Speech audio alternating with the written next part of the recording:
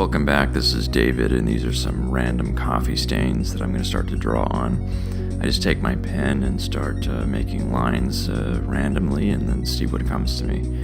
Right here is probably something. We have looks like a mouth of some sort there, and then it looks like the head of a very, very snobbish man, someone who's become very, very full of himself. As you can see, it's just a giant nose. So, he's probably a successful, real estate tycoon or something, and, you can't just order coffee normally. Sometimes you gotta be careful you don't inhale your barista. That's a pretty tough toilet to unclog. And over here, it looks like we have some sort of facial structure.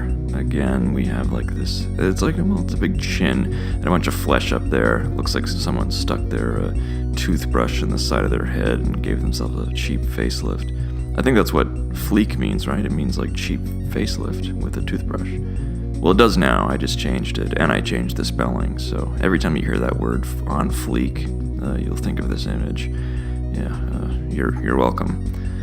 And let's just try to find something else here. This looks like a little place for wheels, like a peanut butter jar with wheels and a tornado stuck inside the top, trying to get the smallest little piece at the bottom.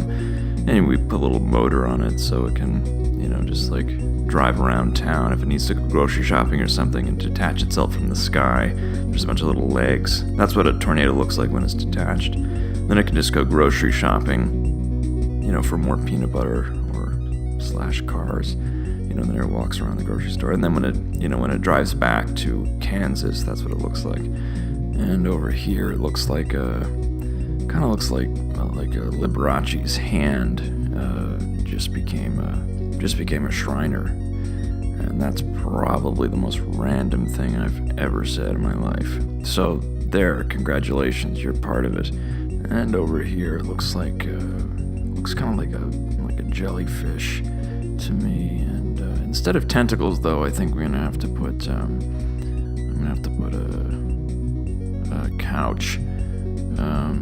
This is just for personal reasons, and then just jam your remote control in there, and then your newspaper, and just don't get stung, and then you'll be fine. And over here, it looks like kind of like a foot, actually, more like a foot app. I like apps. See, there's the phone, and it just comes right out of your phone, and it's like a 3-dimensional foot that just grabs toilet paper that you can't reach. But sometimes you should look behind the phone at all your apps just to see where they're coming from, because they could be coming from your top underwear drawer or something. You just never know where your apps are actually coming from, and there's a jellyfish there. See, you never know who's behind these things. And over here, it looks like we have a bit of a gun almost. See, there's a handle there, and there's a little trigger, and I think this gun shoots a face, just a face. It doesn't really leave the gun. It just shouts words that you can't get the courage to say, let's be friends to your girlfriend. And sometimes there's a typo. Right here it says let's eat the fence, and you're trying to backspace, you're trying to backpedal, and then before you know, your girlfriend says okay, and then and now you want to, you gotta end it. I'm sorry.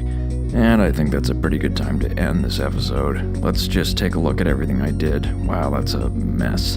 So let's just pretend that never happened and hit the like button and subscribe and leave a comment, and I'll go down there and respond. And until then, please stay safe and keep on the fleek, whatever that means. If anyone ever says that to you, you know what to do. Just hand them an electric toothbrush.